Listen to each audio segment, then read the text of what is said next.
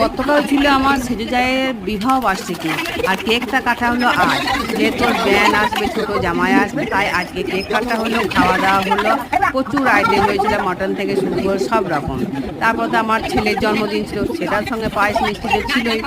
এবার দেওরকে খাওয়াচ্ছে কেক আমার যা। এবার আমার ব্যান মানে আমার সেজে জায়ের ব্যান সে একটু মাখিয়ে দিল, ব্যাগকে ভালো করে মাখিয়ে দিল। এরপরে মাখাচ্ছে এবার মাসিমাকে, চলে যায় মাকে, এই দুই ব্যানে মাখামাখি হচ্ছে।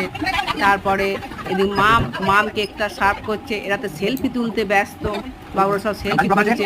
এটা প্রদীপ, ওদের ছোট জামাই, ওকে কেকটা মাখিয়েছে, আবার কেক খাচ্ছে।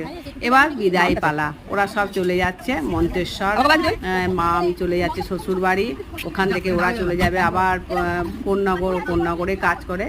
আর ছোট জামাই অর্ক সব চলে গেল, কালকে ভোট দেবে। সব টাটা বাই বাই করে চলে গেল।